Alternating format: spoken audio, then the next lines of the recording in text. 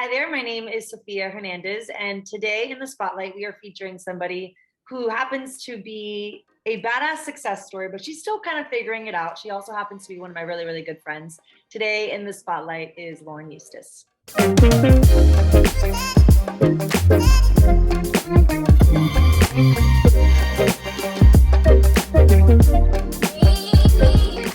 bud. Hi, what's going on, Joe? Nothing. It feels so weird to usually we have like a 2 hour phone conversation like on the daily. So it kind of feels a little funky to do it over Zoom, but it's okay. I was literally just about to say that because every Sunday, again, I'm on my walks, we're talking about life, and I'm like, why don't I just go on your podcast and let's talk about life on here? Yes. So, absolutely. And it's funny because I feel like a lot of people that listen to this, and like you've heard a couple of the episodes, so that we talk a lot about words that you live by or like quotes that like keep you going. And a lot of that is like our day-to-day conversations is like things that uplift us, things that motivate us. And like you're gonna come to learn in this episode that Lauren is the queen of like life sayings and life motivational quotes. So we'll get there eventually. But tell people, for those that don't know you, a little bit about yourself, like where you're at right now. My name's Lauren. I'm from Miami, Florida, and Sophia and I have been best friends established 2013, so almost 10 years. We met in high school, and then we were roommates at Florida State. So I got my bachelor's degree in marketing from Florida State and graduated a year early. So I graduated, went back to Miami, and all my friends were still up at Florida State living the fun simulation life that Florida State is. And I was like, you know what? I want to do something cool. I want to be successful in my career. And at the time I was, working back in Miami at home, and I'm like, I want to do something, more. I know I could do more. So I just took the plunge and I started working in London, and I took a consulting job there in the fintech industry and absolutely loved it. I was traveling the world, learning a lot. London was definitely something. It was a time where I was just not looking. I was just working. I was traveling 80-hour weeks, hopping 6 a.m. flights and loving every second of it. But, COVID hit and I had to go home, and I was like, finally life slowed down for a second, and I was like, Lauren, what have you been doing for the past year? But no, I didn't really slow down then either. I started working again in Miami, and right away, and then I started applying to MBA programs. And it was always in the books for me. I always knew I was going to go get my MBA, and eventually was doing interviews, working full time, and then got accepted to the University of North Carolina. And I've always been obsessed with North Carolina, always kind of been a wannabe Southern girl at heart. So I was like, let's do it.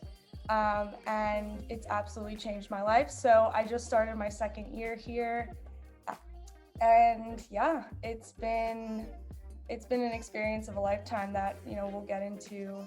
And I feel like a lot of times when we do this, we talk about where people are at now and kind of work our way backwards. But I kind of want to start, let's go back, now almost 2 years ago, right? When you had just graduated and you kind of were in that space of like, okay, what do I want to do? And then this opportunity in London came about. Can you tell people a little bit about like what that was like, and then kind of taking the plunge, because obviously London's so different than what you were accustomed to and what you had experienced, to be like, okay, this is the right option for me. Like, this is the best thing to do for me right now.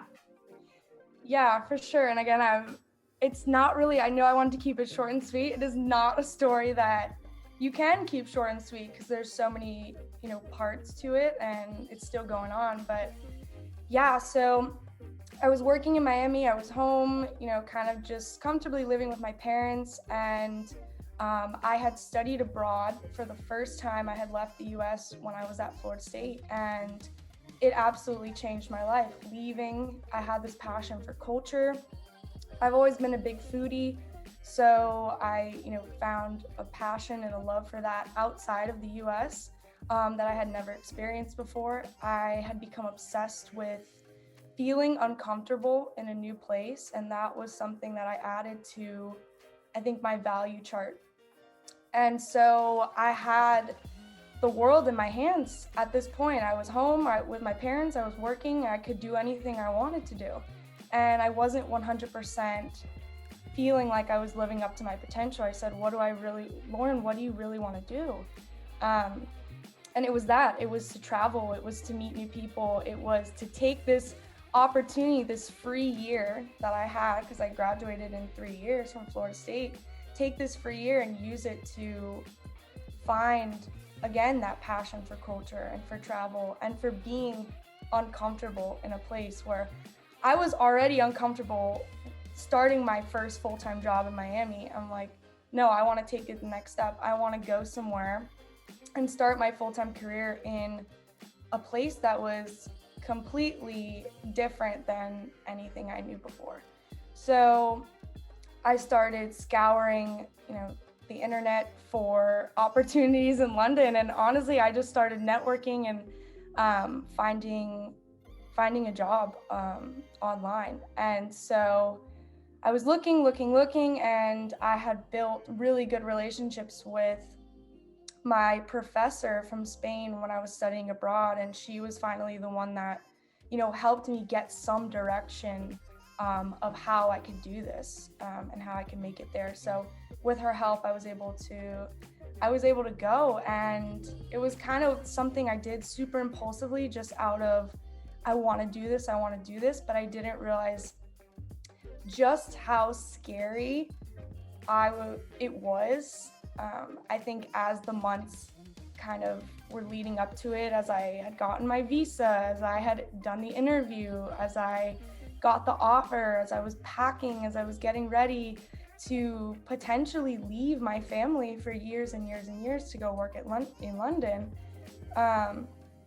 and be in a completely new continent across the world, when I'm, super family oriented, was at home living comfortably again. It was something I wanted to do, but that was the first time I realized that, oh my God, I'm gonna be actually adulting, and I'm just taking the plunge, and I'm really obsessed with being uncomfortable. So it was a lot. And again, it came to that point of, at that point, I don't think I had all of those life lessons and all of those things that I now have, with me. I was just going, and not stopping to think about, who am I? What do I really want? I was just doing the next crazy thing that would, come about. And for you too, like in hindsight, looking at it and thinking about it, right? Because obviously 2 years later, your life's much different than what it was at the time, and how you said, like, you kind of went in, and I remember like the conversations on our walks before you went on the trip, right? You did think, I think, a little bit like, this could potentially be where I, set up camp, and like where I lived for many years, and like that is a huge 360 from the life that you had before the trip. And like kind of like that, I know we talk about that a lot, like taking the plunge, seizing opportunities. What was kind of like the mantra in your head at that time, looking back, of like what kind of propelled you to be like, okay, I'm at ease with this decision, it's the right decision? Or did you kind of always feel in ease? Did you have to have a little bit of self-talk before you boarded a plane and took off? Yeah, no, I remember the night before I left to London, I was just a wreck. I was so nervous. It was the first time that I experienced, I think, true real life I'm an adult anxiety. And I think my mindset that got me through going was that, again, that obsessiveness with feeling uncomfortable with the adventure, with wanting to see what's out there. Because before 2 years, before 2 years ago, I had never been out of the US. I had never been very far away from my family. I would go home every 6 weeks from Florida State and visit my family when I would miss them. things like that. And it just propelled and kept going and going, where I need to keep going, I need to keep adventuring, I need to keep being uncomfortable. But at the point where I was pushing myself to go work in London, it was more of the fact that I was obsessed with feeling uncomfortable because I thought it would make me grow. But it was such a big step that it just wasn't. Looking back, after COVID, I had time to, I was fine. I'm settled here in North Carolina for 2 years. So I now have time to think about, Lauren, what have you been doing? And it was more of the fact that I was chasing something that, a dream that looked cool in my head, but it wasn't really what I wanted. And, kind of learning to be uncomfortable, to push yourself, but at a pace that is sustainable, where you can grow and not completely just mentally tear yourself down, which eventually, after months and months and months and months, that happened. So, the life lessons and the thinking that I always, I'm so passionate about now, that's something that I've learned from being stable here in North Carolina, being close to my family, taking that adventure and that, those uncomfortable moments step by step by step, and actually taking time to reflect about them and think about them, and making sure that they align with what I actually want to do. Because when I got back from London after COVID, I was super upset. I had my job taken away from me. I didn't know what I was going to do. I'm a planner. I always have success on my mind.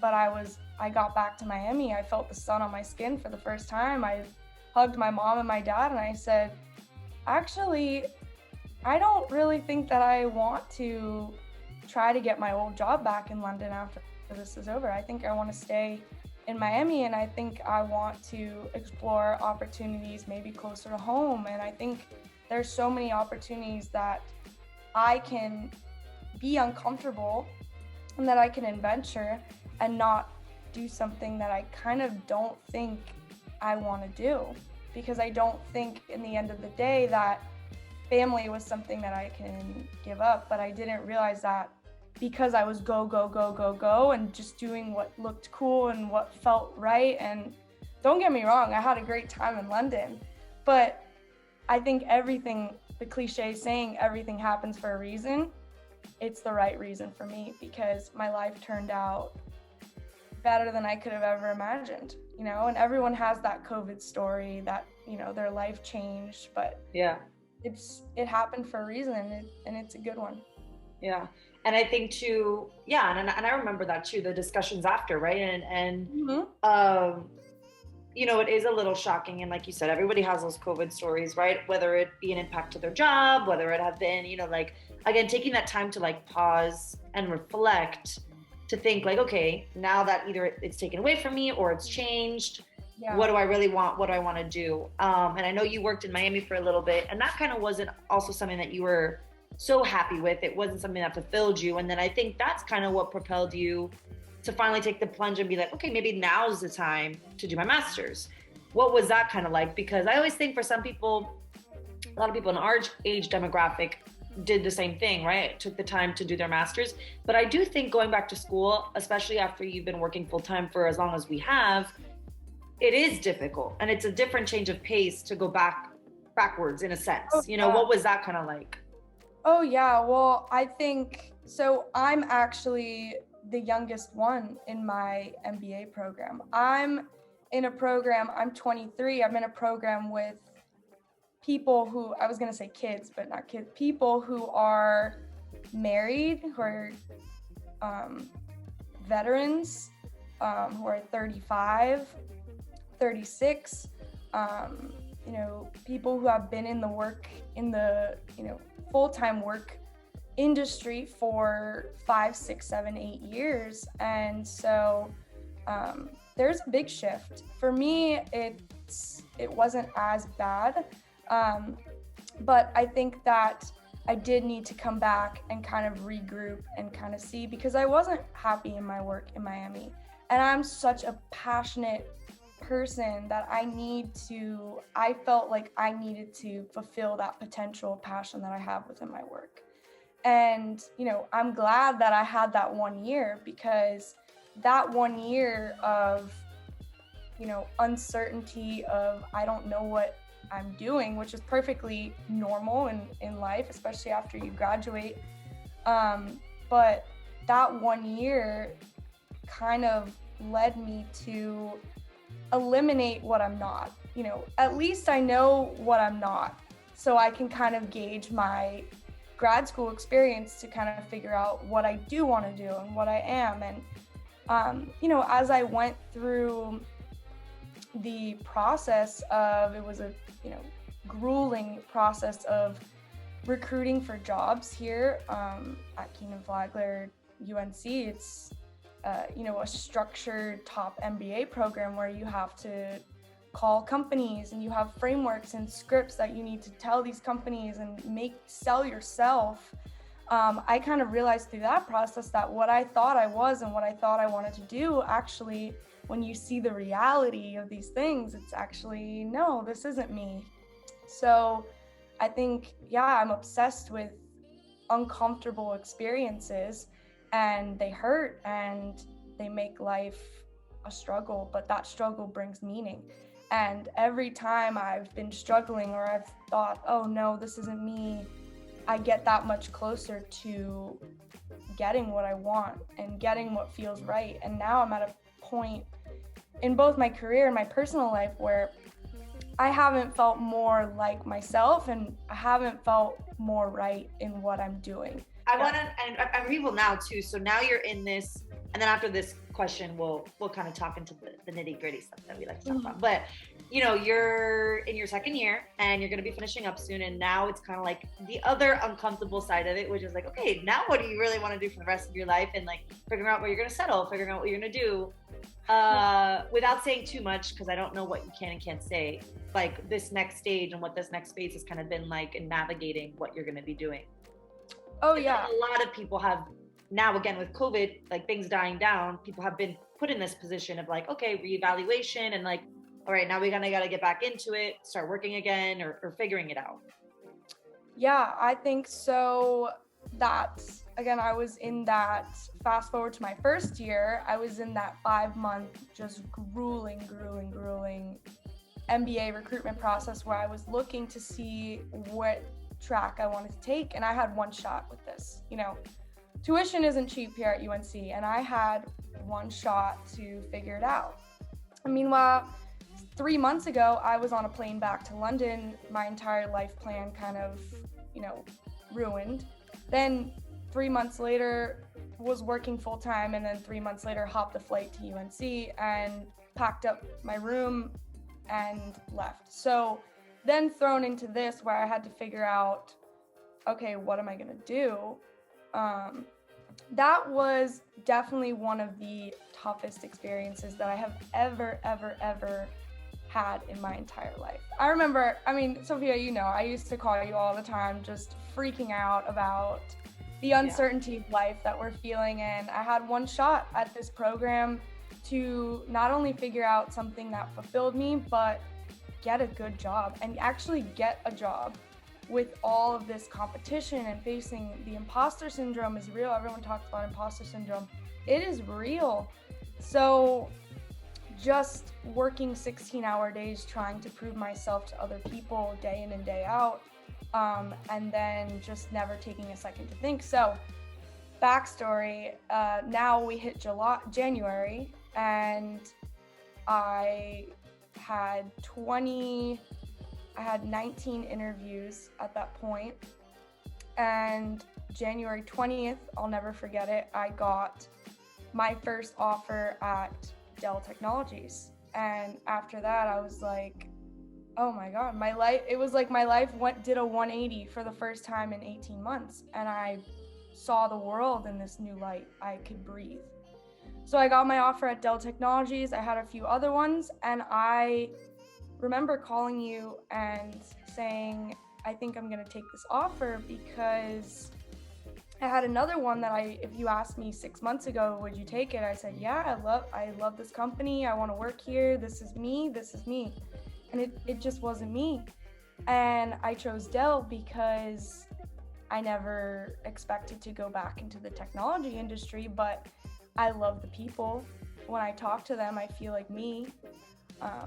When I went to their events, I felt this sense of calmness that I can go into work every day and enjoy myself, that I was doing meaningful work, that the company cared about the people who buy their products, and that's important to me. And maybe just those general morals and values are what I truly care about, that they're going to give me a flexible opportunity to be close to my family, that if one day I want a family, because all I want is a family, and I said that when I went into my MBA interview too, that they're going to allow me to take the time I need to be with my family, take time off of work, and understand that. And that's part of the culture. So my passion at the end of the day, I realized through all of this, wasn't, oh, I like food, so I want to go into the food industry, or, oh, I really want to just be this high-end businesswoman who's working all the time and this badass.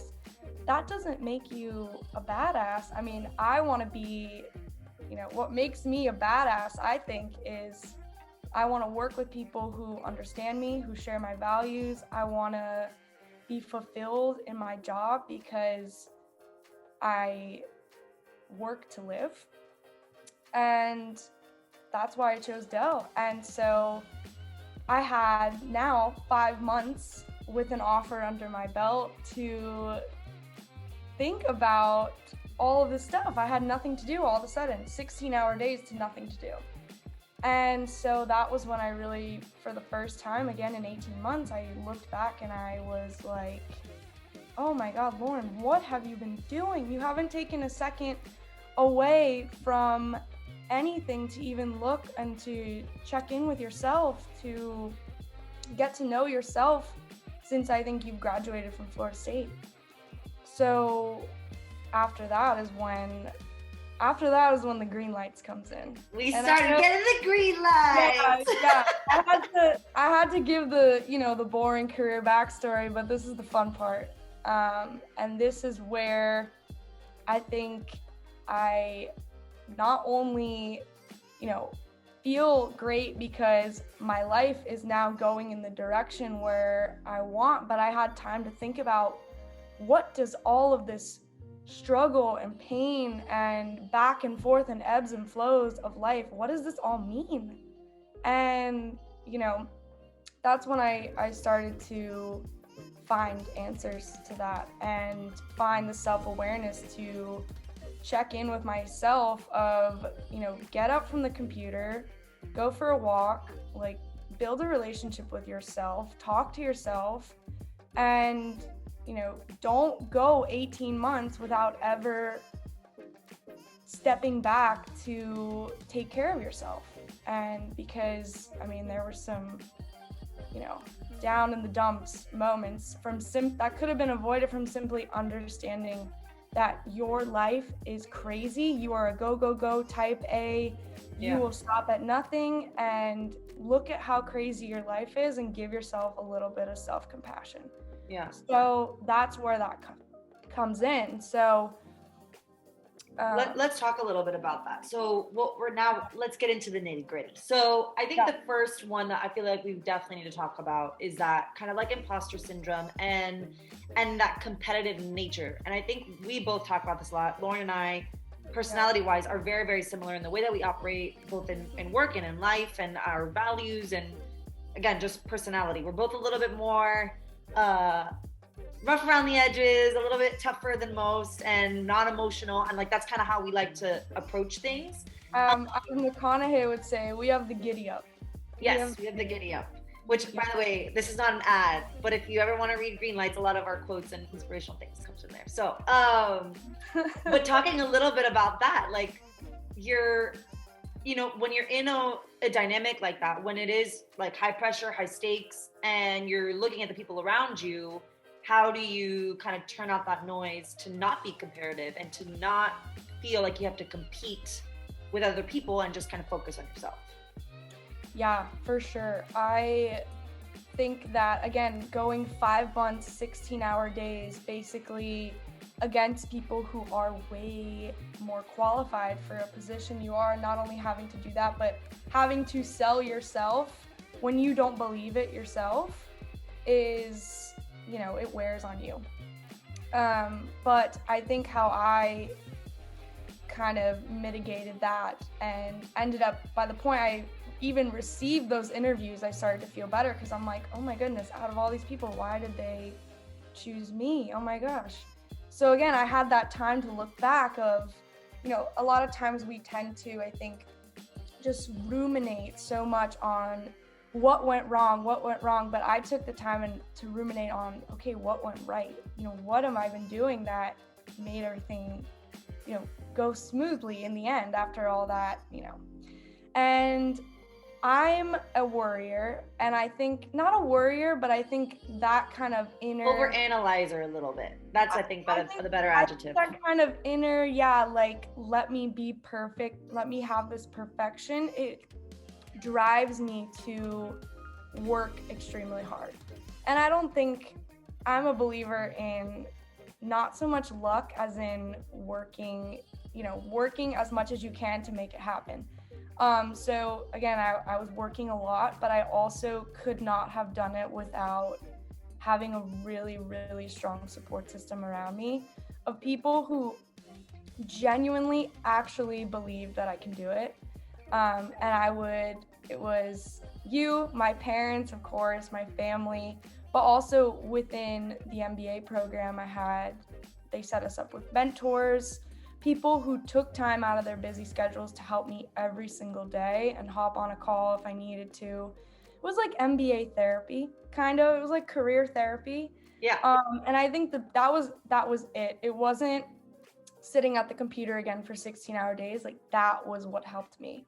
It was having someone that is qualified that could definitely tell me if I wasn't, and that would be honest with me if I wasn't, but that told me that I could do it, and that gave me the tools to do it. And you can do it if you do this, and if you study this, and giving me some direction of where to project my work. So not just blindly saying, oh, you can do it, because I want to know, well, how can I do it? And they supported me, both with the direction of my work and also just saying, you've got it. I've seen you in an interview. I've seen how you connect with people. You're likable, you have the personality. Why can't you do it? Here, do it. Let's go. And kind of that hardcore motivation that works for me. That works for me. So I was never baby, never spoon-fed. I was given the tools to succeed, and here's how you do it. And I think that's how, why I'm so passionate about my move to North Carolina and about being here. A lot of people go to grad school, but it's had this immense life-changing, these immense life-changing moments on me where I went through this, where I've never felt worse about myself and never felt as much pressure on me to succeed as I have in those 5 months. And now I'm out of it, and those will stick with me forever, ever, because now I'm that much closer to feeling like I can actually do anything. Yeah.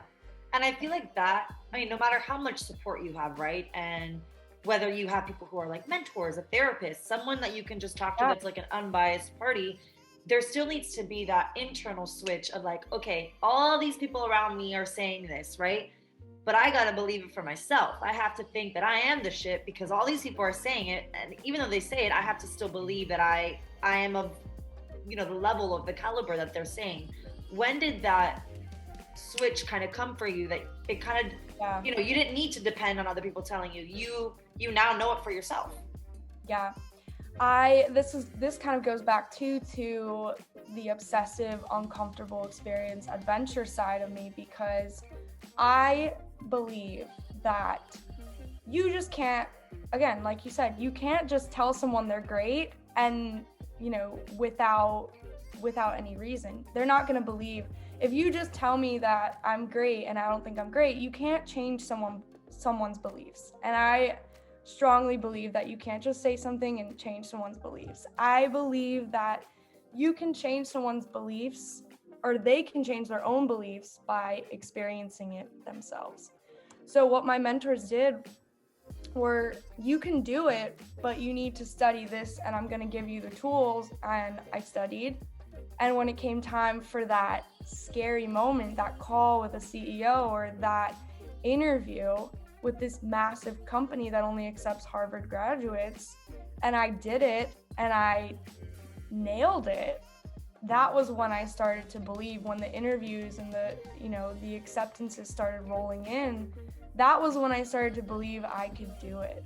So I think we change our beliefs when we have proof that we can, and not just telling someone, you're great. So now the tables are turned, and I'm a second year and I'm a mentor. So now I have to mentor people, and I remember just being so scared, and now I have to do this. I'm like, how am I going to do this? Well, I'm not just going to tell someone, oh, you can do it. I want to really give them the tools again to do it, because I just had the best mentors who have changed my life. And I don't think that anyone has put in as much time into making me a better person than these people have. And that's a value that I have added since coming to North Carolina is, I want to, I now believe that I can be great, and that I'm confident and I can do these things. Well, now let's turn it back into others, and let's give it back to other people. So, that confidence it's something that can only be, I think, attained through just going for it and having those experiences, that make you uncomfortable. And I think too, and I know we talk about it, right? It's like in our phone call sessions that, there's moments obviously where we all feel, we're like 95% of the time you think you're the shit, or you think, you're pretty good, you got your head above water. But then that other 5%, you do have those moments of doubts, or like, situations that you might be put into that kind of make you question a little bit, but can I really do this? Or am I really good enough? Or a challenging situation that just makes you for a second kind of stop, reflect, and be like, wait, when you reach those moments, what are the kind of like self-talk that you kind of do, or the words that you live by to, again, when you don't have access to those alternatives? Oh, for sure. I think so. Something that I thought about after that January month where I received my offer, I was pretty sure I was going to sign. And I looked back on the past 5 months, maybe the past even, again, 18 months, where I was just struggling. I was uncertain in myself. I didn't know what I was going to do. For the first time in my life, I had no plan. I didn't know what I was doing. Not a lot of confidence. And I looked at, this struggle. Now I'm sitting here with job offers from top companies, and I'm, feeling like my life is at a peak all of a sudden. My life is so meaningful. I've learned all of these things. I have such strong sense of purpose, of confidence. And I said, what switched? And it was that I think that the struggles in life give that life meaning and give it purpose. So when I look back now, I started working. When I actually started working for Dell, I was struggling again. I was, oh no, am I good enough? Those feelings came back, and I said, that's the meaning. That's what makes life worth living, is the struggle, and then getting out of that struggle and feeling like you have this new sense of growth that no one can ever take away from you, and you're getting better and better and better. Now, the second part though, which is something that I need to work on and that I'm constantly thinking about and working on, is the balance. Balancing that growth, and then balancing taking the plateau and just stand still and resting until your next growth moment.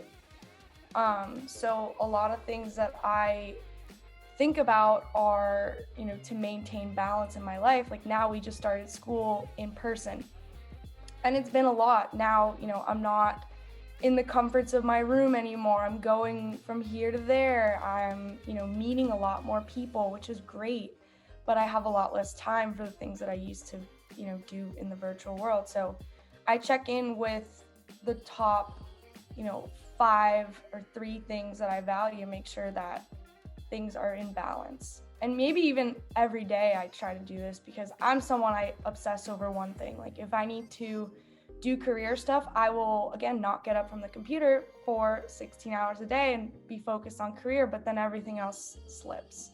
And that's something I've done in the past and something that I'm now working on to be more aware. So family, friends, and relationships with people in general. So my coworkers, like dating, going out, things like that, having fun. Career, again, my health, mind, body, spirit, and making time for leisure and me time. And so those are really the things that I check in every day. So a few months ago, school started, all of these, syllabus week, going out every day, social was way up here, but mind, body, spirit was, down. So I'm like, okay, let me, not go out every night and maybe say no to some plans and stay in, have a little bit of me time, go for a walk, something like that. So that balance is something that has been so key in maintaining my own sanity so that I can be, try to be the best that I can be every day and, give more to other people, because that's something that I feel like I didn't do a lot in the past before I, really made that switch over. And, I didn't give enough to other people. It was always me. How could I be more adventurous? How can I be, better? How could I be more successful? But I'm missing the purpose, and that purpose, that meaning of life that, I think I'm working on now is so essential. So those are some tools that I've been using to help myself be better every day. I feel like too, I want to talk a little bit about journaling, because it's a concept that we talk about often with other guests on this podcast. Lauren knows, and if you listen to this podcast, my struggles with it, that it's very difficult for me to, and what Lauren is like, go, in activities. For me, it's my mind. I'm not a good sleeper. My mind never really turns off. Like the thoughts in my head are like, go. And my problem with journaling is like sitting down and doing it. But there was one time, and Lauren will remember this, and I loved it. Like I loved it so much that I remember it so vividly, and I did it after we talked about it. That Lauren is a big journaler. She loves lists, and she loves writing it out and thinking like that. And I kind of do it in my mind, but really putting the pen to paper and seeing it helps. And I remember it was after a breakup, and I was talking about, pros, cons, life, and like what the F am I gonna do now with like everything. And it was kind of the same thing, COVID and whatnot. God, the pros and cons list. The pros and cons list. And it was not your average pros and cons list. Like this was literally life change. Like I'm telling you, and Lauren knows this because I literally called her afterwards and I was like, I don't know what you just had me do. And I remember she sent me a picture of hers and I copied the layout and I did it. And it was life changing. And it really was like nothing major other than like really just sitting, giving something thought, writing it down, seeing it in a list. And then I knew my answer and I knew what I was going to do. And I've done that pro con list for everything now, for relationships, for like job moves before I took my job here, and it's crazy. So talk a little bit about the pro con list and your journaling, like what you kind of do, what your headspace is in when you put that pen to paper. So, okay, well, all of this, I mean, I cannot believe I'm sitting here on a podcast with you talking about self-help and mental health and all these things, because again, before I ever embarked, I think, on this kind of journey of adulthood, I never believed in any of this stuff. I was like, no, I don't need this. I don't need to mental health. No. Oh, it's real until it gets too much, until you become an adult, until you have a million things on your mind, until the responsibility heats up. And again, I'm 23. I don't even have anything I'm not an adult. Yeah, like yet. earth shattering, right? Still, Right. it's like, and it got to the point where I'm like, okay, I'm throwing in the towel. I'm doing the mental health stuff. I'm gonna get on the train. Let's do it.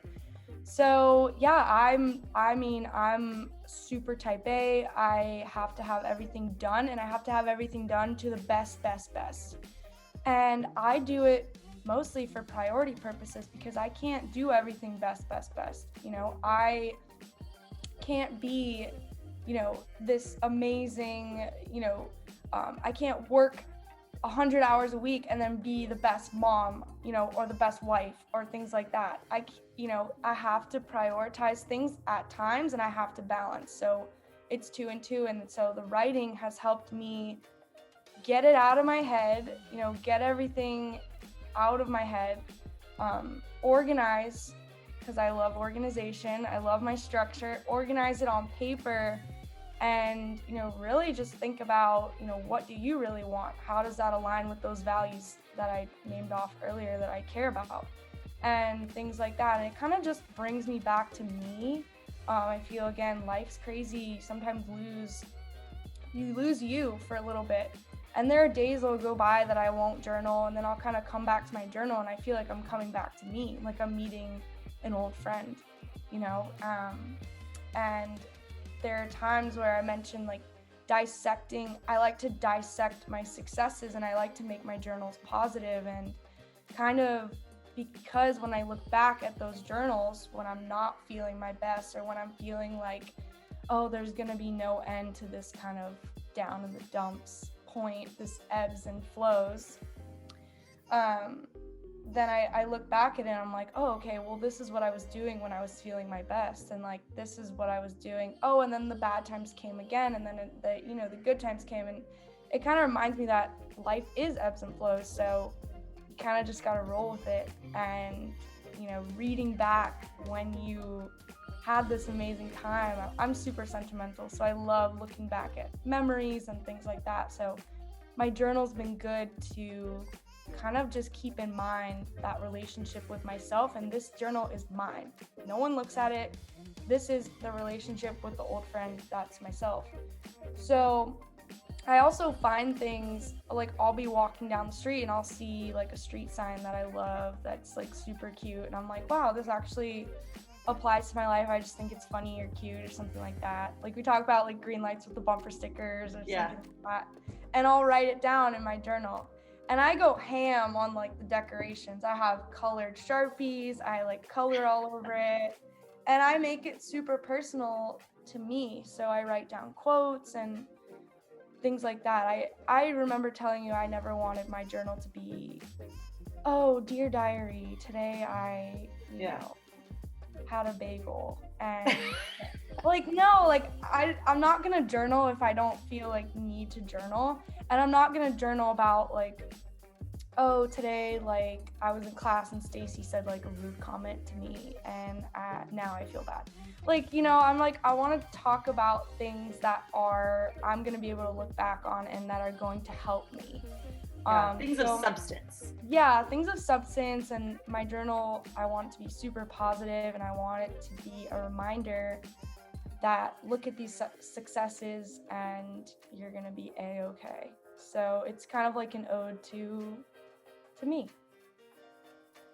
I love that. And okay, to send us off on this episode, Lauren again has a lot of philosophical quotes. She is just like, she's my go-to when I'm feeling down, and I'm like, I need to just hear it. Give me the sauce, whatever I need for this situation. Oh, so your one like true statement, mine is gut feelings are guardian angels. That's my ultimate one.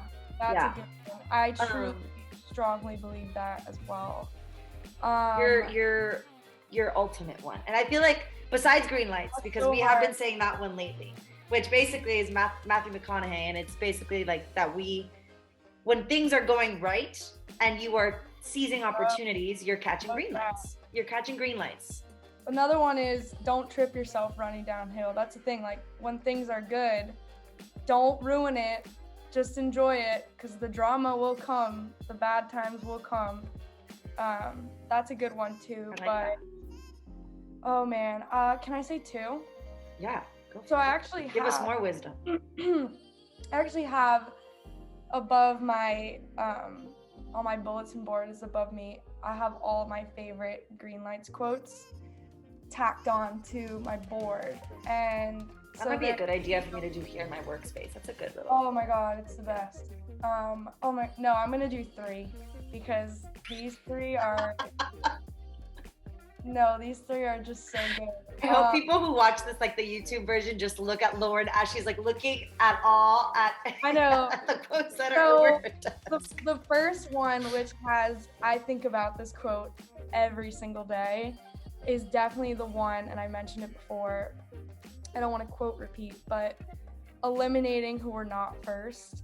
I think that's so important. Just being in a situation, I've been in them where I'm kind of just like, this is not me kind of thing. And looking at it in the sense of, oh, not that like I did something that's not me, or I'm ashamed that I, didn't do what is me and I strayed away from it. More of like looking at it in terms of growth of like, well, at least I know 100% that that's not me. I love that quote, knowing who we are is hard. Eliminate who we're not first, and we'll find ourselves where we need to be. And then the other one where, we talk about a lot about, you were deciding where to move. You were like, oh my God, where am I going to move? What am I going to do? Well, now I'm deciding that, and I have the world of opportunity in my hands of where am I going to move? Kind of figuring out that I'm such a nomad. Maybe I've moved around so much. Maybe I just kind of like that. And, the virtual world now gives us the opportunity to kind of hop around, and that's cool. So I read this Green Lights quote that I love so much. I've never cared much for destinations. The idea of landing is too finite for my imagination or sense of song. Give me a direction and a 16-lane highway with room to swerve and explore along the way. Like jazz, I prefer to see life as a river. I love that. Yeah, so it's like not feeling like you have to be, I'm like I never feel like I like to be bogged down by anything. I like to go wherever, do whatever. I like to know that, and that's what I love so much about becoming an adult and, now making my own salary and having all of this. I see it as the world is my oyster. I can do whatever I want. I can go wherever I want, and that's just invigorating. So I love that quote. And then last one, because I love this as a type A, through my interviews, through MBA, I'm such a preparer. I love to over prepare so that when I go into the real performance, I just look like I just did it naturally. And no hard work was put into this one. Yeah, no, I just got up there and did that thing. But no, this is one of my quotes that I love this about myself. So McConaughey wrote this and I was like, oh my goodness, this is so me. To learn, to observe, to take heed. If and when we get knowledge of the space, the craft, the people, and the plan, then we can let our freak flag fly and create. So when you do the prep, when you know everything, then you can just let it fly and do your thing and be the boss. So I love that. You are the boss. That's my hype word for you today. Well, hopefully one day, that's the goal. That's the goal. Yeah. So a lot of growing and living is still due, but on the right track. I could sit here and read Green Lights quotes all day. That could be the next episode if I get invited back. You know what? I think McConaughey should just sponsor you, and that would be it. That would be it. I think we should try to get McConaughey on the podcast. You know what? Even though it's an all-girl podcast, we could make an exception. Have a boy season. Yeah, we can make one exception for McConaughey. Yeah. Lauren, thank you so much for joining us here on the Spotlight. And if you guys want to learn more, we have a new episode that drops every Thursday, so be sure to tune into that. And we will drop Lauren's social links down below. Lauren, thank you. Thanks so much, Soph. Talk to you very soon. Bye. Bye.